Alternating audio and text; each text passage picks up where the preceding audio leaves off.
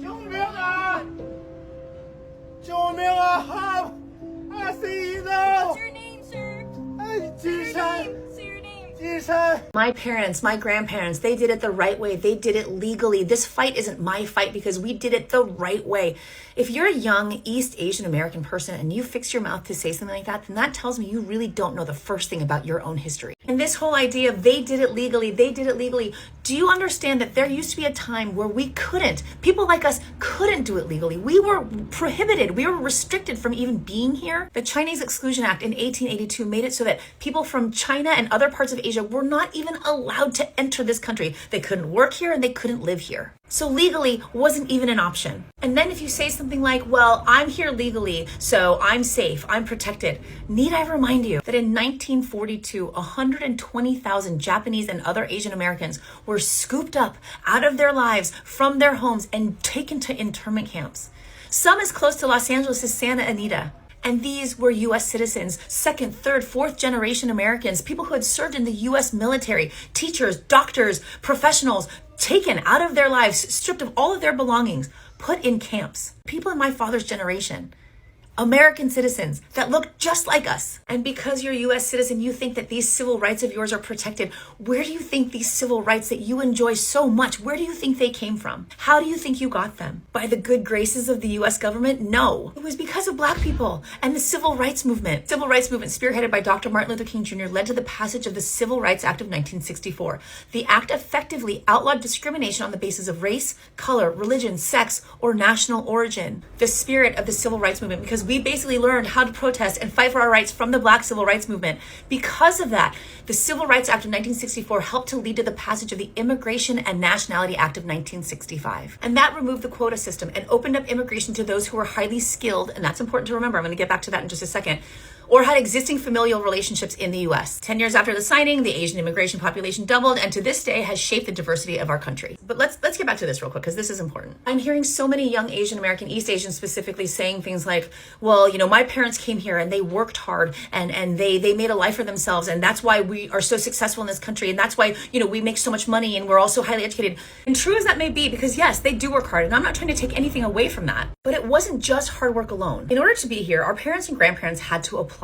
And those applications contain things like their level of education and their skills. So they were hand selected.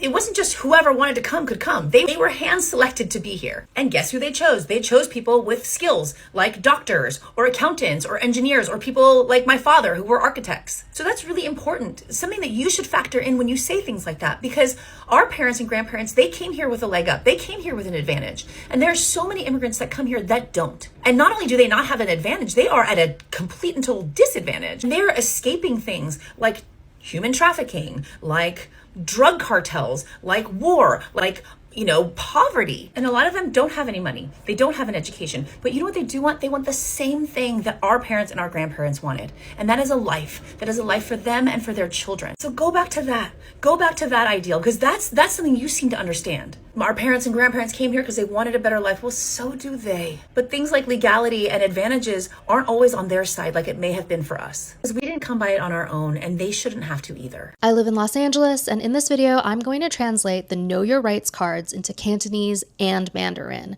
while ICE is raiding our city. These Know Your Rights cards are actually translated into 39 different languages, and I will put a link to them in my bio. First, I will do some explanation in Cantonese, then I will read the rights in Cantonese, and then I will read them in Mandarin. 如果你俾美國移民局嘅人員停咗，保持冷靜，唔好走，唔好俾佢哋任何假嘅文件。如果你係美國公民或者合法嘅移民，記得攜帶你嘅護照或者綠卡。如果你係冇身份嘅，記住你亦都有權利嘅。你可以記住呢4句。